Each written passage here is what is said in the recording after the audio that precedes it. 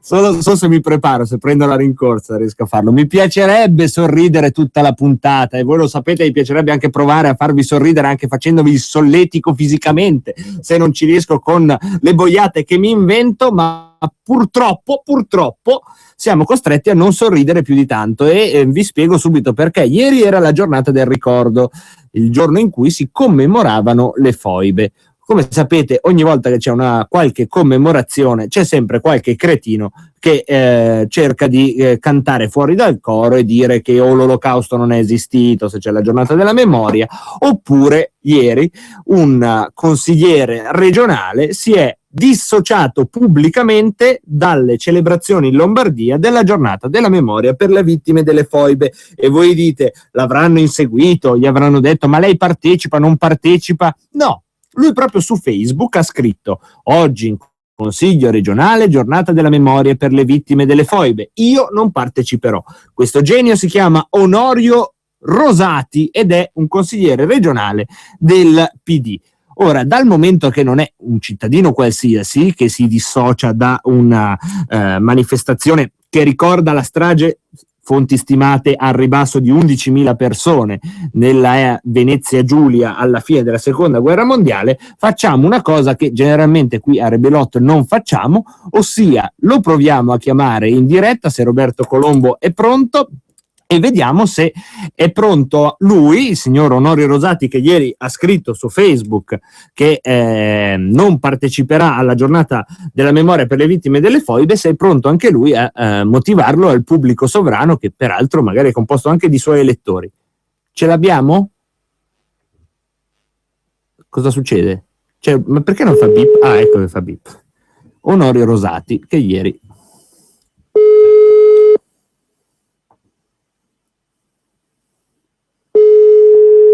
Vediamo un po'.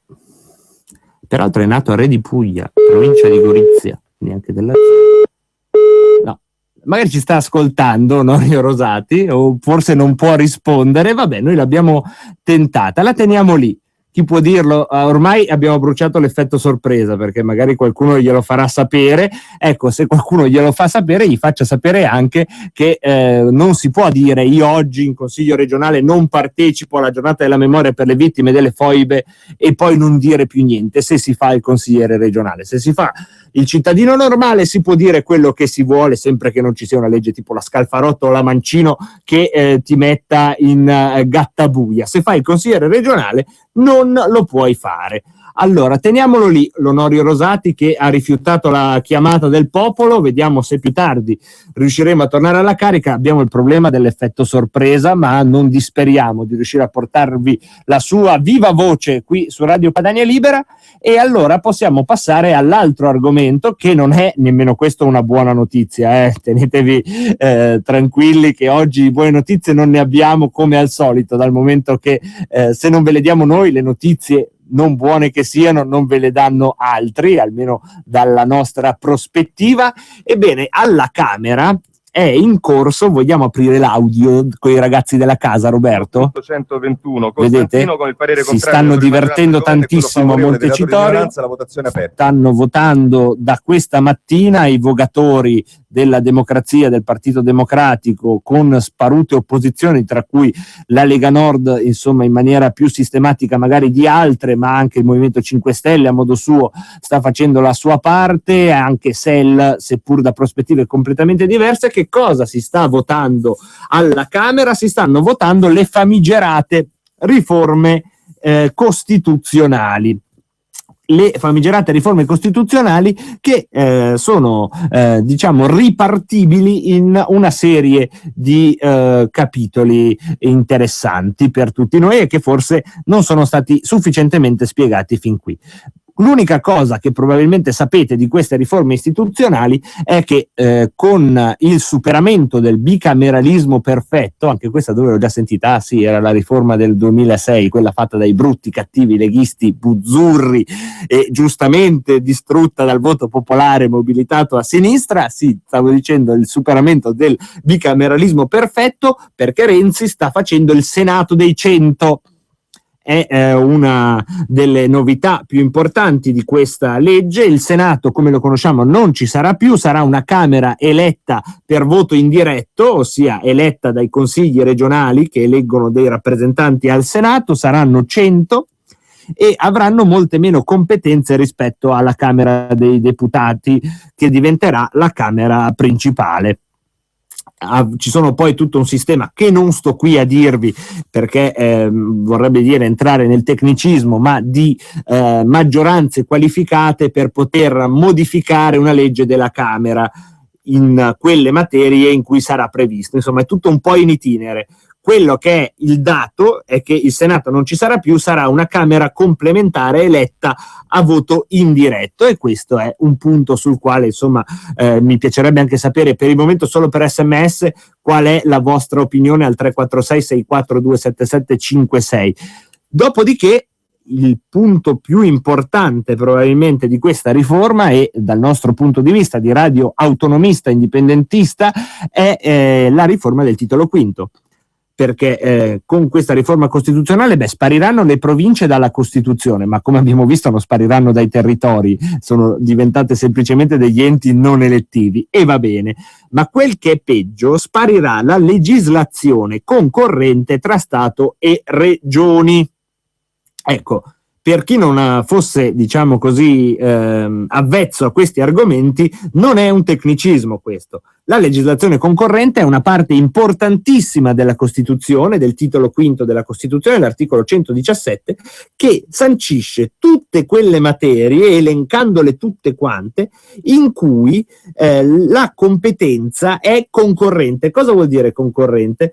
Che in qualche misura deve prevalere il principio della sussidiarietà, ossia non faccia lo Stato quello che può fare benissimo la regione, e in qualche modo le due competenze si devono armonizzare su un piano di parità. È stata una delle poche cose, diciamo, in senso federalismo portate avanti, in senso federalista portate avanti peraltro da un governo di centrosinistra. Eravamo nel 2001, quindi andate voi, chi è che c'era, non mi ricordo neanche più. Comunque è dei tasselli importanti su cui incastonare un sistema veramente federale.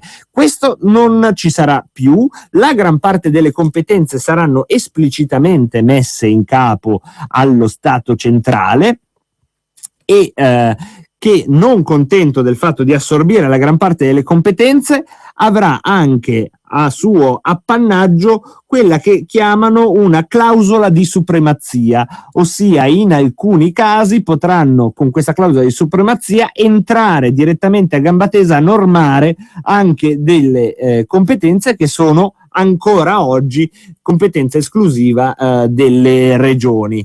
Ci sarà quindi questo, che è una parte importantissima di queste riforme istituzionali. Va detto che Forza Italia le sta fin qui sostenendo, e quando dico fin qui non intendo le ultime evoluzioni della politica, intendo proprio ieri, quando è stato accolto l'emendamento Brunetta, che sostanzialmente diceva questo: all'interno delle competenze esclusive dello Stato devono entrare anche le politiche sociali. Capite bene che se tu fai un emendamento in cui vai ad aggiungere una competenza esclusiva allo Stato, vuol dire che la tua impostazione non è del tutto federalista. Poi non voglio processare Brunetta su un emendamento, però è un dato di fatto concreto, forse da trovare con occhio di lumaca tra le agenzie parlamentari, però è un dato concreto di come si sta comportando Forza Italia fino a ieri. Tant'è vero che questa proposta ha avuto 383 sì, 6 no, questa proposta Brunetta, quindi fate voi il calcolo. Un'altra cosa molto interessante, e io credo in senso negativo, all'interno di questa riforma costituzionale è la raccolta delle firme per il referendum. Sapete, avevamo dato anche conto di come ci fosse stata una certa querella sulla questione del referendum, sul numero di firme. Ebbene, le firme per fare un referendum rimangono 500.000, però c'è un dato in più. Se le firme raccolte per un referendum sono almeno 800.000, si abbassa il quorum necessario per l'approvazione dei quesiti. Allo stato dell'arte come stanno le cose? Oggi 500.000 firme, se la Corte Costituzionale te lo dà per legittimo, poi fai il referendum e perché sia valido devono andare 50% più uno degli aventi diritto.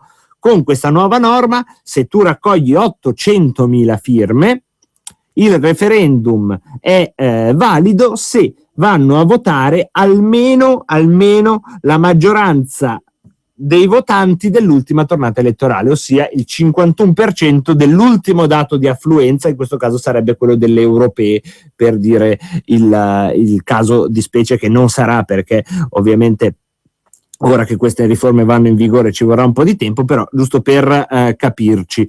Saranno previsti anche referendum propositivi e di indirizzo, ci sarà la possibilità di fare ancora leggi di iniziativa popolare, ma qui c'è un innalzamento delle firme necessarie per l'iniziativa popolare, che da 50.000 diventano 150.000.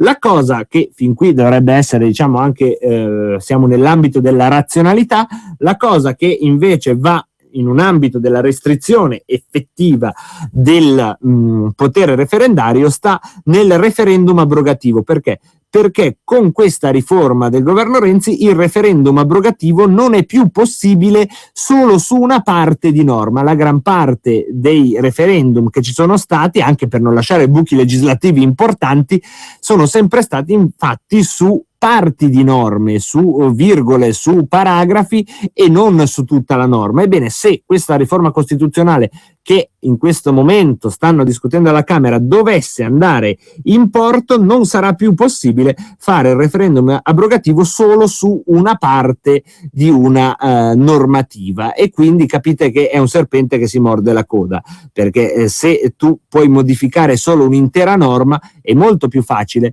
che la Corte Costituzionale non lo accetti. Intanto ci colleghiamo però con Roma, dove stanno discutendo di queste faccende. Sta parlando un onorevole della Lega, mi sembra di riconoscere dalla chioma fluente Cristian Invernizzi. Per 20 anni sono proprio questi i soggetti sui quali bisognerebbe puntare il dito, e non vorrei entrare nella polemica. Oggi ritenevamo fondamentale per noi dal punto di vista anche umano, collega Toninelli, manifestare la vicinanza a un cittadino di una comunità particolarmente provata, e quindi motivo per cui indossiamo questa maglietta sottoscritto. Per quanto riguarda la clausola di salvaguardia, ne approfitto anche appunto per informare tutti, in particolar modo il collega Toninelli che sembra particolarmente interessato. Noi voteremo sicuramente a favore del suo emendamento, e faremo a battaglia con i pochi minuti che ci sono rimasti, con i pochi voti di cui su quali possiamo contare in questo Parlamento, contro proprio l'introduzione di una salvaguardia, di una clausola di salvaguardia di questo tipo. La clausola di salvaguardia, onorevole Presidente, lo dico a lei e mi riferisco a tutta l'Assemblea, esiste anche in altre Costituzioni europee. Cito ad esempio una Costituzione sicuramente federalista e sicuramente funzionante, che magari il governo avrebbe dovuto prendere ad esempio sia per quanto riguarda la fine del bicameralismo perfetto, sia per capire come Vernizzi. Colleghi tutti, scusatemi, no, per consentire almeno all'oratore di sentire se stesso quando parla. Grazie, prego, Vernizzi. Sia per quanto riguarda appunto l'introduzione all'interno di un sistema complesso come può essere uno Stato europeo, di un chiaro, semplice sistema federalista, e cito appunto la Costituzione tedesca. Anche nella Costituzione tedesca esiste la clausola di salvaguardia, ma con tutta una serie di contrappesi e con la partecipazione soprattutto del Bundesrat, che bilancia l'eccessivo potere che se non vi fosse sicuramente in Germania correrebbe il rischio di governo di poter avere. Qui in Italia il problema che tutti noi, e lo stiamo dicendo da mesi, vediamo è che questa riforma costituzionale fa sostanzialmente carta straccia di una discussione, ma l'abbiamo ribadito fin dalla discussione generale, l'abbiamo ribadito anche in commissione, negli interventi che sicuramente anche il collega Toninelli ha sentito. Questo tipo di Costituzione riporta il dibattito sul federalismo a più o meno alla fine degli anni '80, quando di federalismo non parlava nessuno, quando quando vi fu la necessità di aspettare appunto la Lega Nord per introdurre un tema così importante all'interno del dibattito politico italiano. Quindi noi sappiamo perfettamente che questo è una clausola di salvaguardia che sicuramente non ci fa piacere, è un errore marchiano attribuire al governo, come è stato detto, non magari, e già non saremo d'accordo alla Camera, ma al governo un'iniziativa di questo tipo, cioè la possibilità di passare sopra a decisioni liberamente e legalmente assunte da assemblee legittimamente elette, sto parlando delle assemblee regionali, dei consigli regionali, che fino a prova contraria, e auspichiamo che non sia l'intenzione del governo quello di eliminare l'elezione anche di queste importanti assisi. E vorrei ricordare al collega Toninelli che noi, se ci vede particolarmente tranquilli oggi, è perché sappiamo che dopo ci sarà anche un referendum popolare e noi la battaglia la faremo per il referendum popolare, perché lo sappiamo che essere qua in 18, e mi avvio alla conclusione, onorevole Presidente, che essere qua in 20, un gruppo di 20 su 630,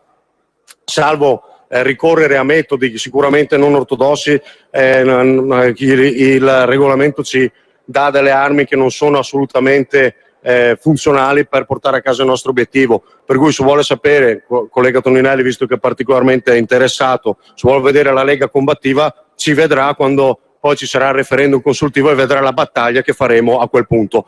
Battaglia che mi auguro vedrà al nostro fianco, e viceversa noi al vostro fianco, anche il Movimento 5 Stelle per l'abolizione di questa riforma. Grazie.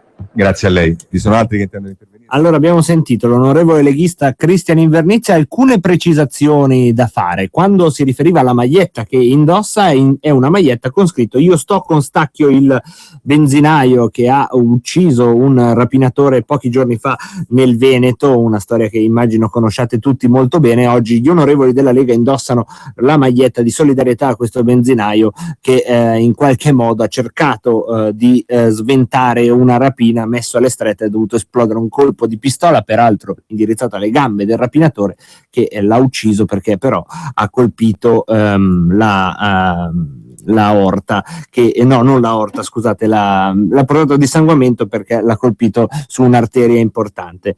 E la questione invece tecnica che è stata riportata adesso da Invernizzi è la questione della clausola di supremazia. Ne abbiamo parlato prima e ha fatto bene Invernizzi a ricordare in questo intervento che abbiamo sentito qualcosa che io mi ero dimenticato. Questa clausola di supremazia non è in capo alla Camera dei Deputati, che diventerebbe l'organo centrale di questo ordinamento centralista, ma addirittura in capo al governo, e quindi possiamo immaginare l'uso politico che poi se ne può fare a seconda che venga usata contro un'amministrazione amica oppure contro un'amministrazione che ha un altro colore politico. Tra poco la pubblicità, ma non andate via perché abbiamo ancora da parlare del decalogo di Salvini.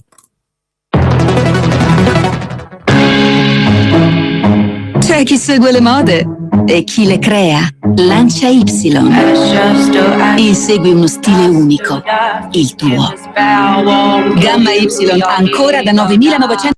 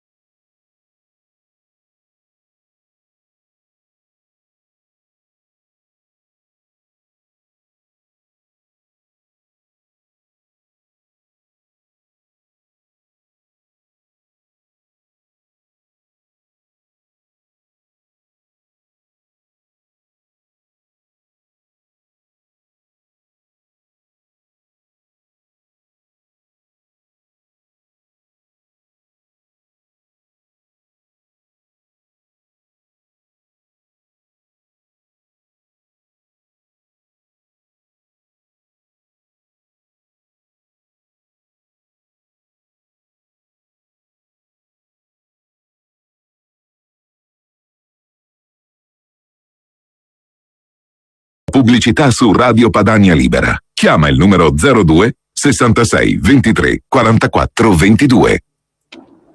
Mosè, io sono il Signore tuo Dio e ti comando di obbedire alla mia legge.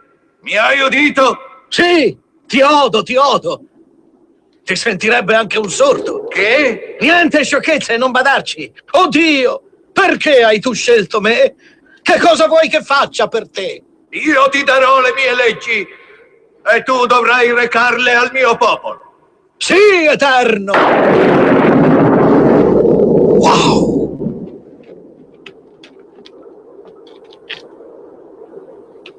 Signore, io recherò le tue leggi al tuo popolo.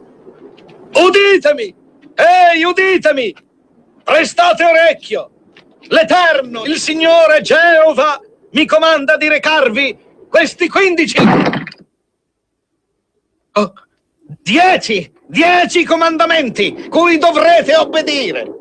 E allora apriamo con Mel Brooks e la pazza storia del mondo nello sketch di Mosè, la parte di trasmissione che se vi piace o se non vi piace sarà parecchio salviniana, perché in questo momento Matteo Salvini è comunque l'unica forma di vita nuova accertata in quel mondo che una volta si definiva centrodestra, e questo imbarazzo di usare la parola centrodestra forse oggi diventa un po' meno senza senso, dal momento che proprio un decalogo è quello che Matteo Salvini ha mandato al neodirettore del Foglio Cerasa, un decalogo che non contiene solo delle novità per chi ascolta da tempo Radio Padania o per chi ascolta da tempo e segue la Lega e Matteo Salvini, ma credo il merito di mettere diciamo così, in fila tutti gli argomenti che nell'ultimo anno e anche di più abbiamo trattato sia qui che ovviamente nelle attività politiche vere e proprie del movimento Lega Nord.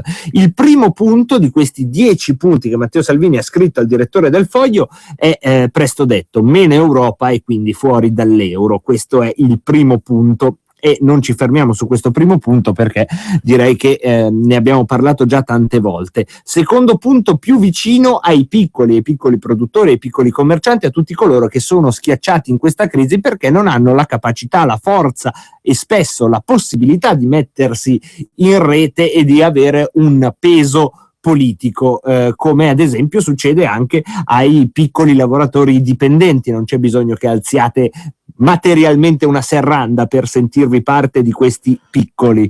Anche una partita IVA che in realtà conduce un lavoro subordinato è una figura assolutamente priva di ogni forza sindacale, perché ovviamente non fa parte di quel mondo di lavoratori dipendenti con tutte quelle garanzie che in qualche modo possono essere difese con i vecchi strumenti del diritto del lavoro. Quindi secondo punto, più vicini ai piccoli.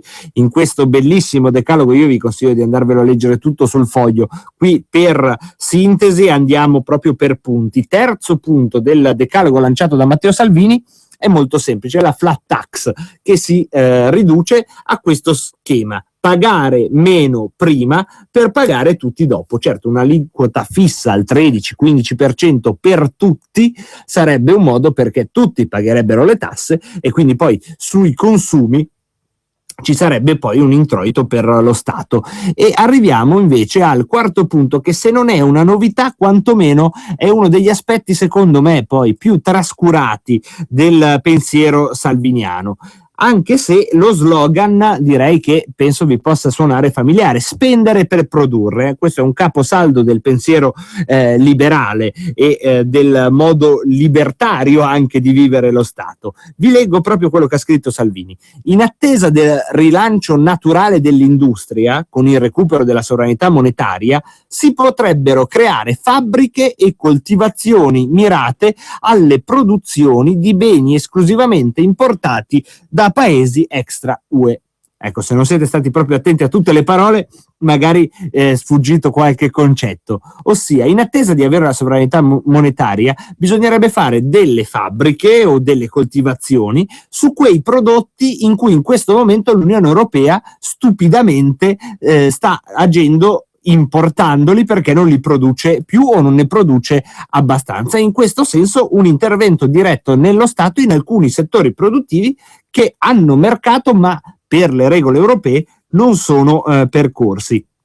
In quest'ottica, scrive Salvini, rientrerà anche l'eventuale nazionalizzazione di imprese strategiche o produttrici di beni richiesti dal mercato ma momentaneamente in crisi per colpa dell'Unione Europea. E qui c'è, secondo me, una delle cifre del salvinismo. Se uno slogan molto liberista, spendere per produrre, e poi una ricetta che invece arriva, diciamo, da altre tradizioni, ma che Salvini innesta in piena coerenza, secondo me, anche se potete non essere ovviamente d'accordo, ma la coerenza c'è tutta, su un'esigenza di far ripartire l'economia con un aiuto statale, quindi in estrema ratio anche nazionalizzando alcune imprese strategiche che in questo momento sono in crisi per colpa dell'Unione Europea. Salvini poi fa un esempio, dice: non possiamo tollerare che si ripetano casi simili alla TRW di Livorno, quando una ditta tedesca di proprietà pubblica chiude improvvisamente uno stabilimento di eccellenza dopo aver duplicato all'estero i processi industriali e ha lasciato senza lavoro più di 400 famiglie. Quello che è successo di recente a Livorno, ma in tante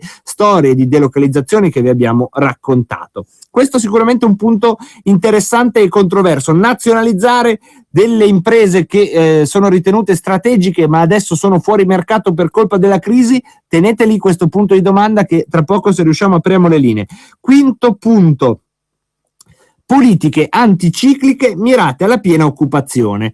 Questo fa diciamo il paio con la proposta di modifica con legge costituzionale della Costituzione, in cui si dice che venga sancito il predominio delle necessità economiche dello Stato rispetto a qualsiasi trattato europeo. In questo momento su tutti i parametri deve prevalere, per Costituzione cambiata nottetempo durante il governo Monti, il pareggio di bilancio.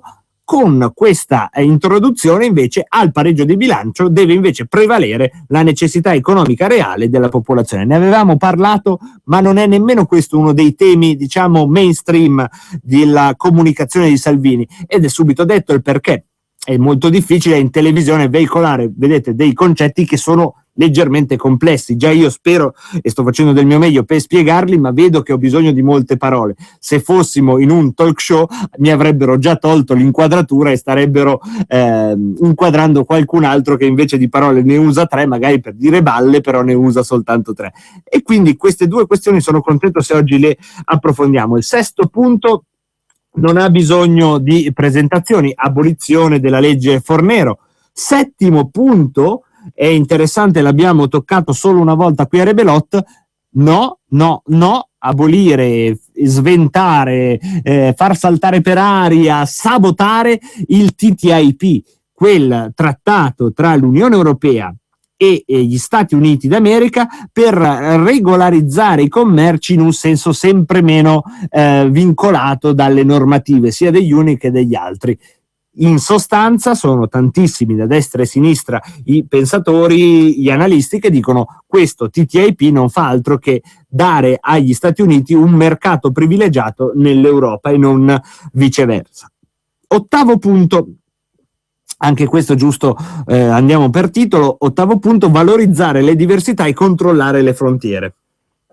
Nono punto: si può tassare solo se c'è reddito, quindi no all'IMU e a tutte quelle tasse che non vanno a toccare il reddito. E poi decimo punto: il superamento del sistema dei trasferimenti fiscali. E qui è molto interessante perché Salvini traccia una netta differenza come ricetta tra la sua vocazione politica e quella di Alexis Tsipras. E permettetemi, vi leggo, anche se sono 2 o 3 righe, vi leggo quello proprio che scrive Salvini. Mentre tutti sembrano stoltamente applaudire a Tsipras, che pretende di mantenere in vita l'euro e al contempo di vedersi condonati o ristrutturati i debiti, in pratica proseguendo un meccanismo assistenziale in Italia ben noto, e in alcuni sussidierebbero altri in perpetuo, noi dovremmo prepararci a soluzioni opposte, anche quando avremo riconquistato la nostra sovranità, ossia il sistema Tsipras, scrive Salvini, prevede che l'Italia si ritrovi nella paradossale situazione di essere uno Stato in crisi e danneggiato dall'euro e dall'Europa, ma nonostante ciò essere finanziatore di altri stati e dei loro creditori privati. Noi, scrive Salvini, proponiamo un sistema dove nessuno debba pagare per altri e dove ognuno possa essere competitivo con le proprie forze, con sistemi di aggiustamento diversi dalla disoccupazione e dalla miseria. Pertanto, dopo un iniziale ritorno allo status quo pre-euro, necessario per rimettere insieme tutto quanto, occorrerà pensare a meccanismi di flessibilità per riequilibrare le competitività del Sud esattamente allo stesso modo in cui si cerca il recupero della competitività italiana verso la Germania.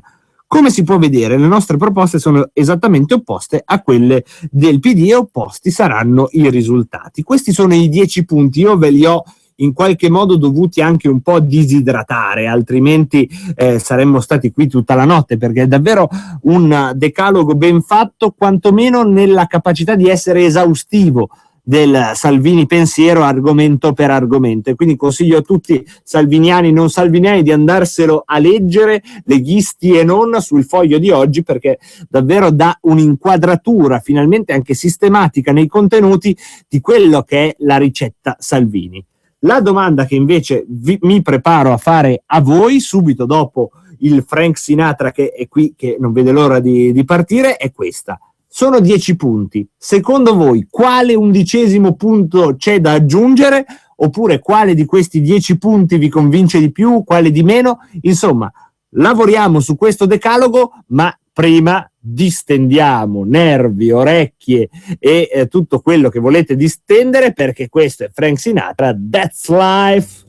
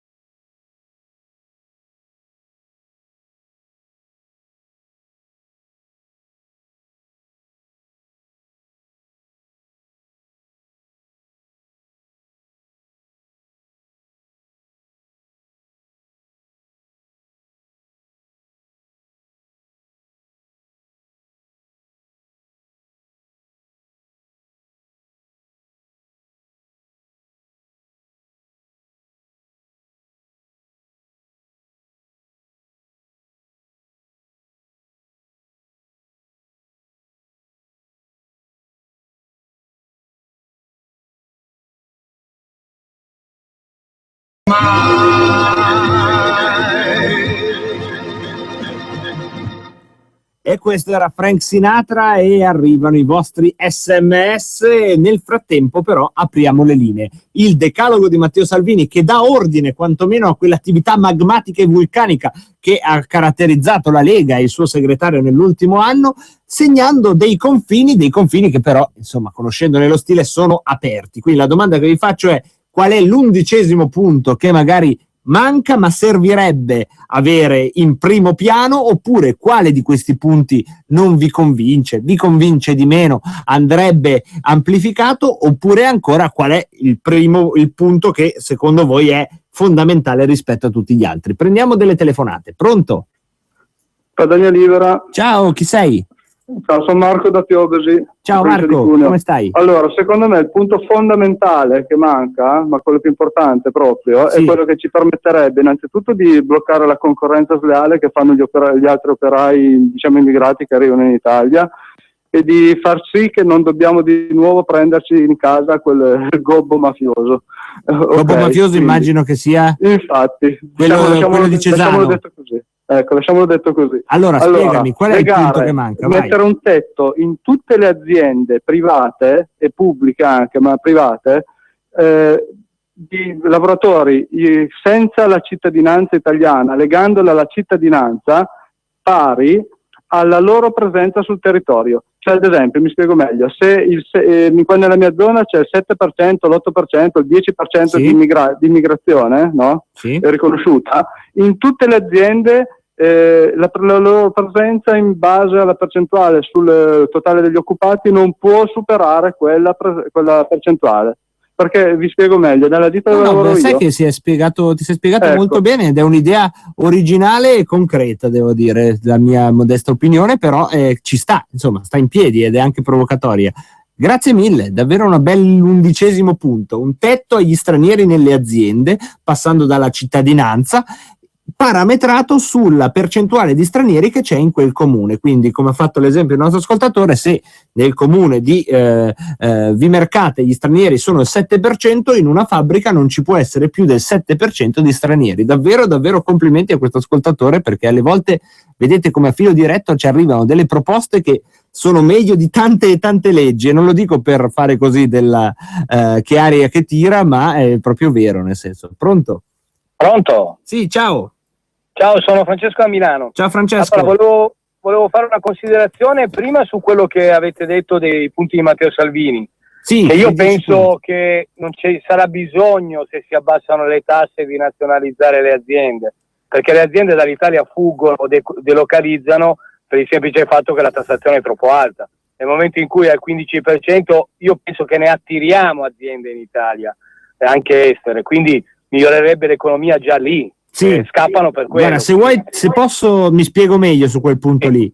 Nazionalizzare quelle aziende che sono in crisi, ma che il loro prodotto viene in questo momento importato da fuori dall'Unione Europea. È così che mi sembra di averla capita io, non nazionalizzare le aziende, punto. Quelle che sono in crisi, e che siccome sono in crisi dobbiamo importare, che ne so, dal Marocco, dalla Russia, dal resto del mondo, dei prodotti, tanto vale che li fa direttamente lo Stato. Quello era il senso. Perfetto, ok. E poi volevo dire che, abbassando un punto che bisognerebbe mettere, che abbassando le tasse, anche per disincentivare poi comunque l'evasione, perché una percentuale ci sarà, fare una bella legge poi sulla galera, cioè chi evade al 15% 10 anni se li deve beccare tutti, perché è proprio un delinquente, diciamola tutta, va. Ti ringrazio Prego. E consiglio agli amici che ci stanno ascoltando di andarsi a guardare tutto il testo completo, dove c'è questo spunto che ha dato l'ascoltatore, proprio laddove si parla di flat tax, ossia nello specifico al punto 3 c'è anche un riferimento a una legge sull'evasione che a quel punto sì avrebbe la legittimità strutturale di essere più grave. Altri 11 punti di questo decalogo salviniano, ne abbiamo già 2, quindi quello che abbiamo appena sentito, poi quello del tetto degli immigrati nelle aziende, ma anche quello che ci arriva per SMS, eleggere i magistrati. Anche questa non è una novità, ma farebbe certamente la differenza rispetto allo stato delle cose attuale, in cui, si sa, la magistratura costituisce in Italia un corpo costituzionalmente a sé stante, che gode di un'autonomia che certamente può essere funzionale, ma alle volte ne fa davvero un qualcosa di alieno alla generalità della popolazione, che non ha la capacità di incidere sui processi della magistratura nemmeno nella fase iniziale, come potrebbe essere quella dell'elezione. Perché no? Mi piacerebbe a me sapere tra due persone che sono entrambe competenti, entrambe laureate con pieni voti, entrambe pari su dei parametri tecnici che pur devono avere, sapere come la pensano in caso di criminalità organizzata, che strategie vogliono seguire. Perché no? Perché no? Non legare anche un lavoro così importante alla valutazione delle persone. Ma vediamo se ci sono altri punti numero 11 da aggiungere al decalogo, anche perché il decalogo il decalogo mi sembra sempre un qualcosa di chiuso, il numero 10. Mettiamo un 11 che allarga il gioco avanti fino all'eternità. Pronto? Sì, pronto? Sì, Marco, ciao, Michele, da Brescia. Michele, Ciao. da Brescia. Ciao, allora, io aggiungerei, visto che stiamo parlando di magistrati, la separazione delle carriere e la non interpretabilità ad persona delle leggi. Quindi quello è scritto, quello si fa, quella è la condanna, appunto. Michele, ti Questo ringrazio. mi piacerebbe. Sulla Grazie. separazione delle carriere ci sta tutto, sulla non interpretabilità della legge è abbastanza difficile e secondo me ci sono anche dei pericoli peggiori, ma se venissero eletti i magistrati, quello sarebbe certamente un altro dei punti da trattare, ossia come interpreterai la legge tu e io la interpreterò così, tu la interpreti così, si vota e tutto scorre. Il cielo continua a stare sopra la terra e non succede niente, anche perché quando si immagina queste elezioni tutti dicono ma quanto costa? Non costerebbe niente se ci fosse la volontà, ci sono uffici pubblici aperti tutti i giorni, basterebbe semplicemente fare un ufficio elettorale in ogni città aperto tutto il giorno, uno solo, perché immagino non ci sarebbe un'affluenza plebiscitaria alle elezioni per i magistrati, ma chi è interessato andrebbe. Pronto? Pronto? Sì, ciao. Ciao. Sì, niente, Come io ti chiami? praticamente vorrei aggiungere un punto. Sì, ma come sulle ti chiami pensioni. prima? Sono Innocenzo da Varese. Ciao Innocenzo. Sì, vorrei aggiungere un punto che riguarda le pensioni. È possibile o Certo, fuori? come no, come no. Ecco, praticamente io farei, allora, dopo 20 anni di lavoro, io farei decidere al lavoratore se cominciare a incassare la pensione, per dire, dopo 20 anni di contributi tu puoi cominciare a incassare 100 euro al mese di quello che hai versato e così via. Dopo 21 anni incassi magari 150 fino ad arrivare che uno magari a 30 anni decide di ritirarsi e lasciare il posto di lavoro a un altro. Scongelare la pensione gradualmente, diciamo. Sì, ma anche perché uno così magari se la può godere un po', perché magari uno dopo 20 anni di lavoro muore e non si gode neanche quello che ha versato, capito? Bravo. Quando presenterò la mia proposta di legge sulle pensioni, che è questa, pensione fino a 40 anni e poi si inizia a lavorare, ho un voto che è quello di questo ascoltatore. Non discutete la mia proposta di legge finché non è legge, datemi almeno il piacere di presentarla. Andiamo avanti però con il decalogo di Matteo Salvini e quindi il punto numero 11. Abbiamo già 3 varianti, anzi siamo già al punto numero 13, sentiamone delle altre. Pronto? Buonasera, sono Graziella da Gallarate. Buonasera Graziella. Buonasera. Allora io proporrei questo, visto che abbiamo tanti stranieri qua e ce li dobbiamo tenere, rispetto reciproco, perché io non sopporto che mi si dica italiana di M e non posso fare niente, mentre io non posso dire se mi importunano quello che penso. Cosa ne dice?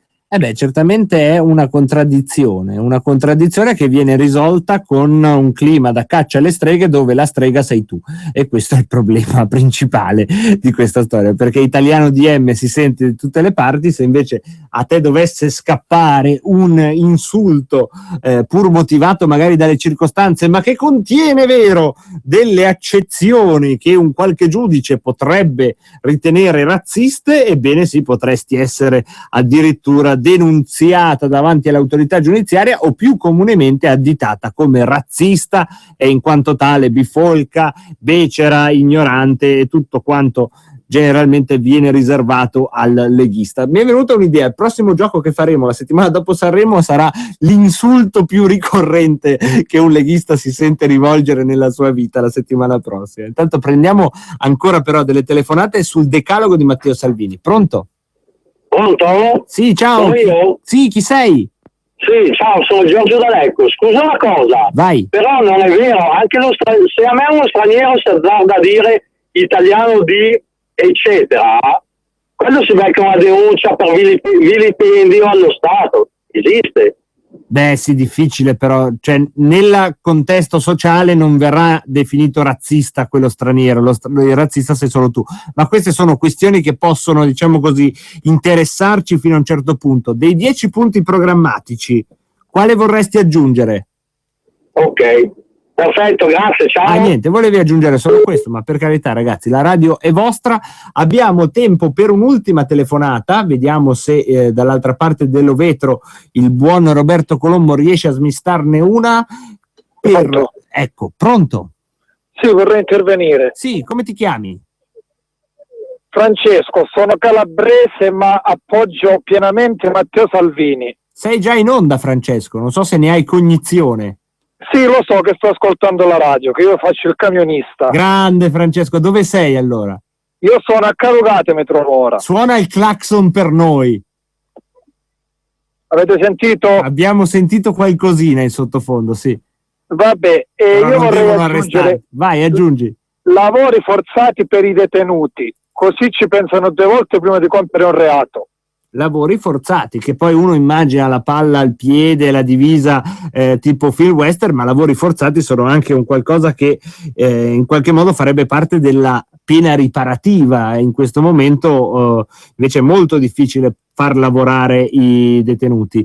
Grazie mille Francesco, anche questa è una di quelle proposte che magari hanno un tono forte, molto leghista, lavori forzati, ma se poi entrano nella prassi diventano qualcosa che davvero può essere utile a tutti se unito al fatto che lavorando in qualche modo davvero si passa a quella giustizia riparativa, che è sempre una di quelle parole che viene detta, si fanno i corsi sull'affettività a quelli che hanno menato e fatto estorsioni per una vita.